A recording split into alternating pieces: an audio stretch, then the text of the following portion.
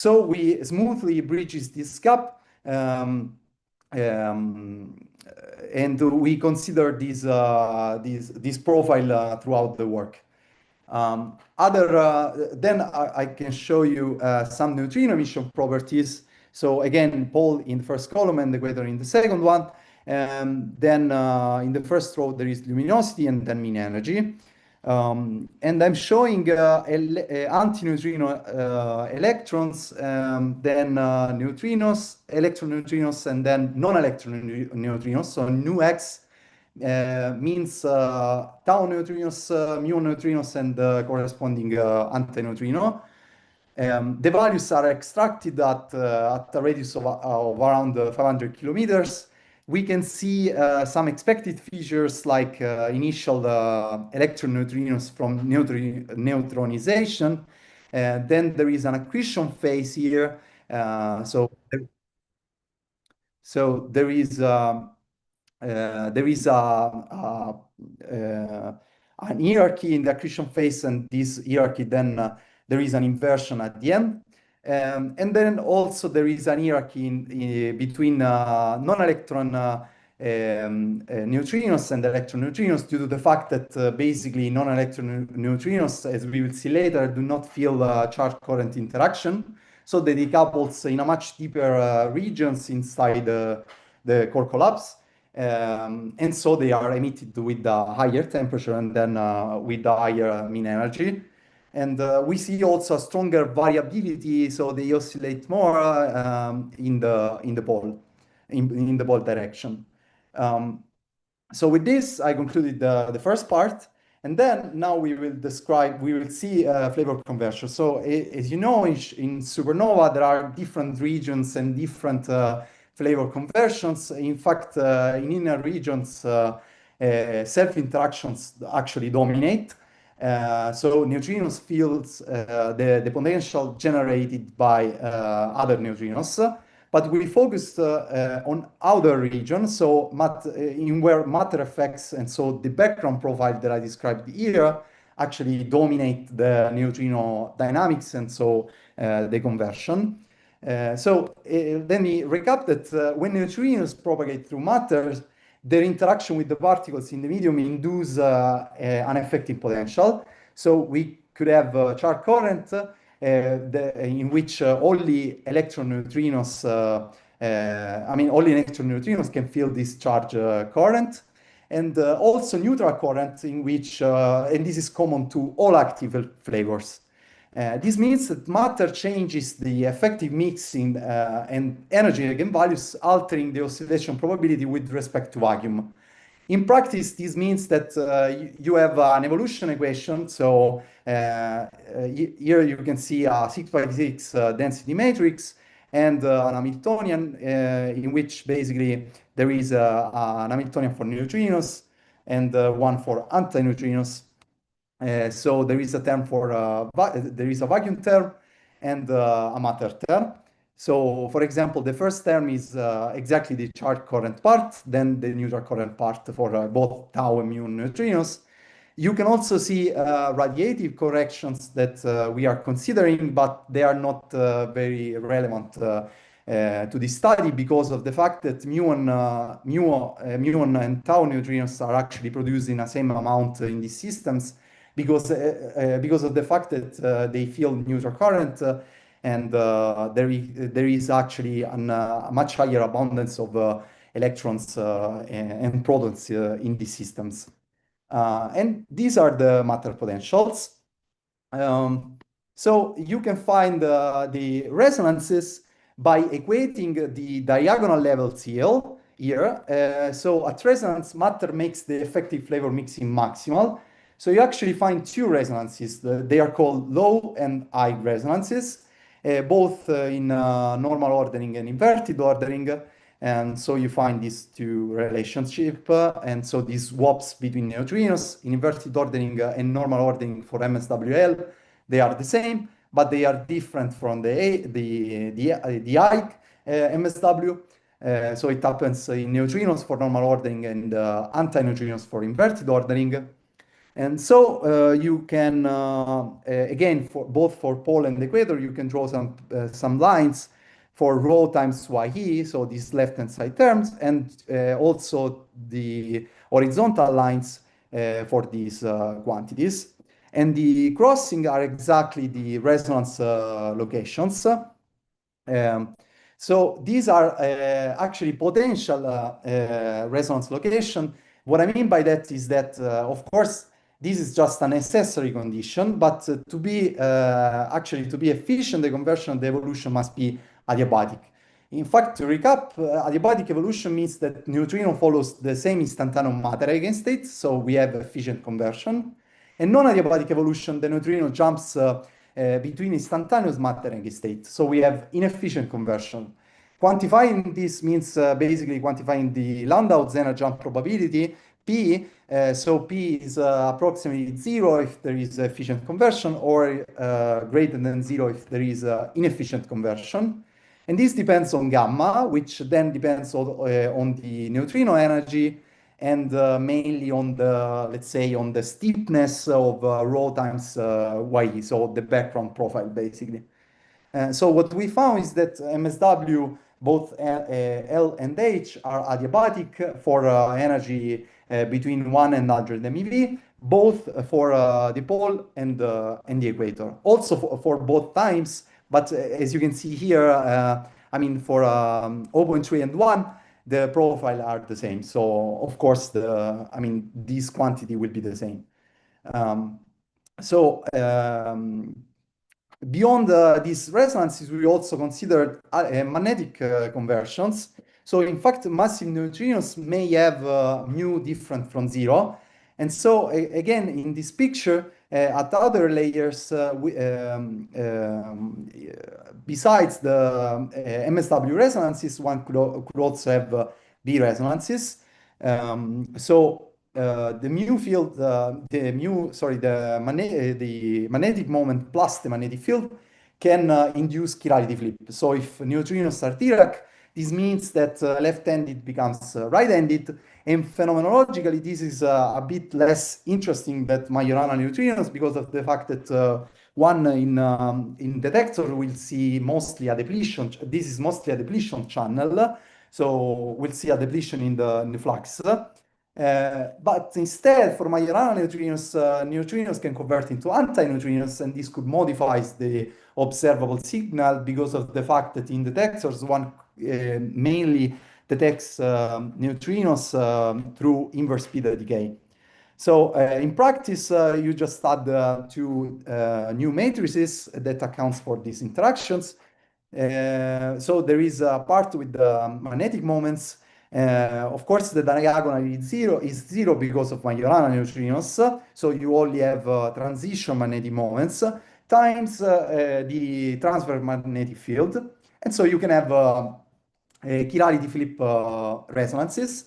So you again equate the diagonal levels, and you again find two resonances, low and high resonances. They are basically the same as before for MSWs, in the sense that the right-hand side is the same, but the left is not.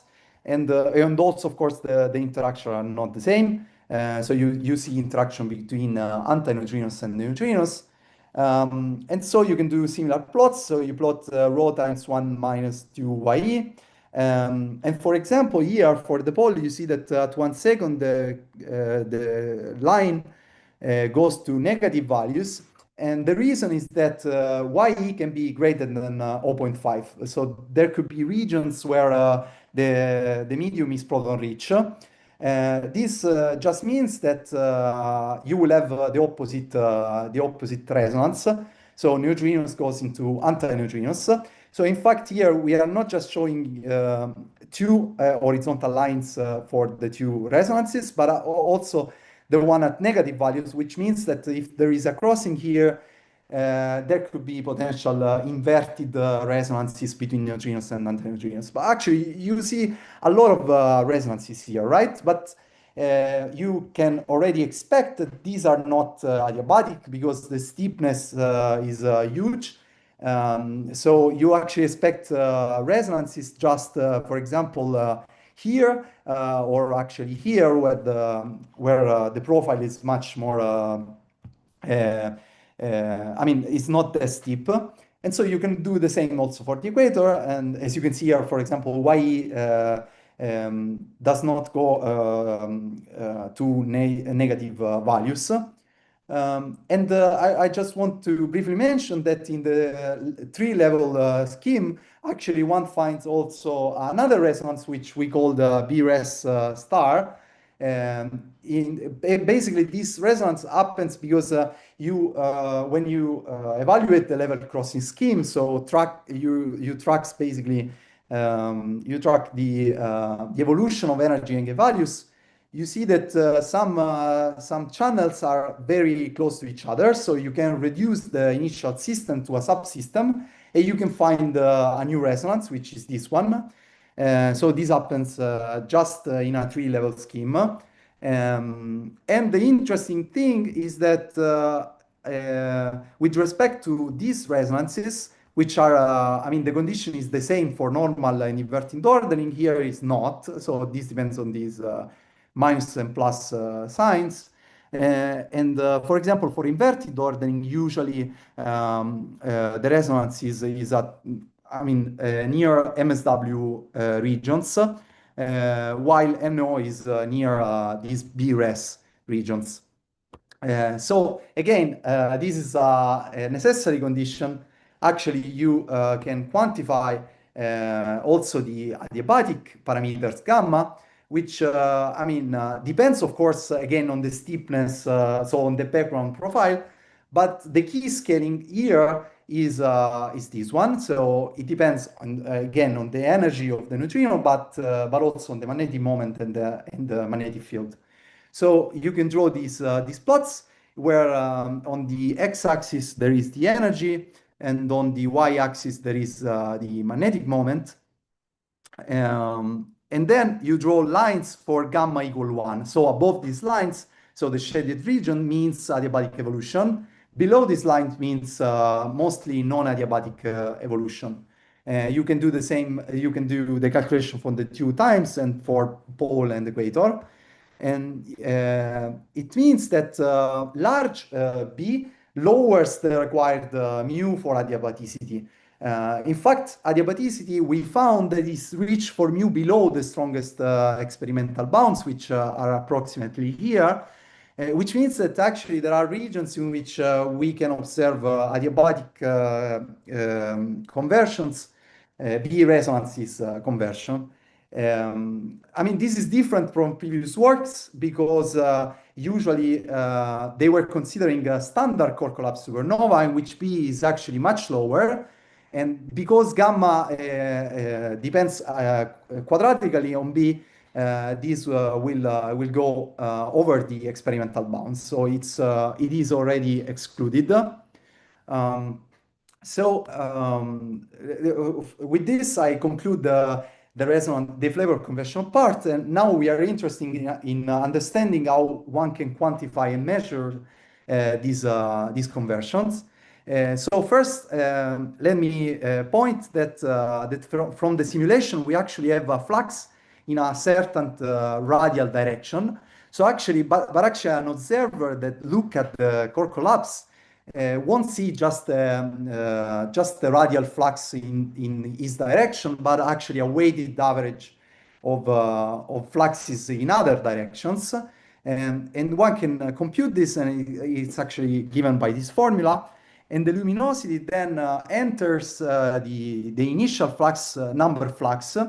And for initial here, so the zero, I mean without any conversions at all. And we can shape this with a gamma distribution. And of course, this depends on the distance from the source. So for example, you can apply Fourier conversion. So again, you can quantify the B resonances with the Landau-Zener probability. And because we found that MSW resonances are always adiabatic, we consider the Landau-Zener probability for MSW equal to 0. But for BRES, this depends, of course, on mu, because we don't know mu. So one can write the formula in general, and the final flux for example, here I'm just showing you in normal ordering, and for anti-electron neutrinos, the final flux is a combination of the initial different fluxes, and the combination depends on this Landau-Zener probability. And to draw some plots, we decided to consider two scenarios. So adiabatic MSW conversion only and no BRES. So basically this holds for mu smaller than 10 to the minus 16. And this means that all the p's are 1. And then another scenario in which adiabatic, we consider adiabatic MSW and also BRES conversion. So all the p's are equal to 0. And this holds for mu between 10 to the minus 16 and 10 to the minus 12. So in this region. I will show you here the flavor-dependent fluxes at Earth. These are computed for a galactic collapse at 10 kiloparsecs, so in our galaxy. And we are showing, as a benchmark case, the no conversion scenario. And then basically these two scenarios that I was describing here. But actually we found some degeneracy between the MSW only scenario in normal ordering and the MSW plus BRES in conversion, adiabatic conversion in inverted ordering. The reason is that actually this phi 0 nu x does not how can I say, does not distinguish from muon and tau neutrinos. So actually, if you do the calculation, you find a degeneracy. And then we also have MSW only in inverted ordering and MSW plus BRES in normal ordering. So in the equator, you have 0.3 second, and in the first row, and in the second row, you have 1 second. And then here we are showing for pole and equator to highlight the fact that at later times, as we expect in the description of magneto-rotational core collapses, the difference between pole and equator is higher for later times. I will describe, you can see that the flux gets depleted, and there is a non-trivial evolution in these different cases, in these different flavor conversion cases. So then with this flux, one can actually look at you, for example, in this paper, we consider IceCube and Hyperchemiocande as two detector event rates. They basically compute, the dominant channel is inverse beta decay. And IceCube basically measure a rate, so you can find a number of protons for each optical module. Then you integrate the positron energy, the neutrino energy, so you have the anti-neutrino electron flux, the cross section, the inverse beta cross section, and the number of Cherenkov photons and an effective module volume. Then you multiply for the number of optical modules, and then you multiply for dead time correction. So you basically consider the fact that after a certain time of detection, the detector could not detect a new event. So IceCube is affected, let's say, is basically there is basically a collecting photon rate increase in optical modules, while in Hyperchemiocande is much simpler because the event rate is computed from total number of just free protons. So you can almost reconstruct the single event. In fact, you just compute the final flux, the cross section, and the number of protons in Hyper-K, and you integrate, of course. And you find this. So you can see again in the first column the pole direction, and in the second column the equator direction for the cases that I described before. And first row is IceCube, and second row is Hyperchemiocande. So you can see a broad peak around 0.6 second, and also larger rates along the pole. So a possible detection would distinguish between pole, I mean, if we are observing at the pole direction or at the equator direction, and flavor conversion reshapes both the normalization but also the time evolution. And of course, these swaps between the lines is intrinsic derived from the initial luminosity that I showed you at the beginning. And also a very important thing is that ice cube and hypercamugand respond differently to the same fluxes. So for example, if you see the MSW only inverted ordering here is the maximum in ice cube, and it's basically one of the lowest here in hypercamugand. And the reason is because of these formulas, because in ice cube we also have this dependence on the positron energy. So the difference, the dependence on the flux is different between ice cube and hypercamugand. So in two different detectors we will have different spectra, basically, so different event rates. So with this, I conclude my talk, and thank you for your attention. And if you have any questions.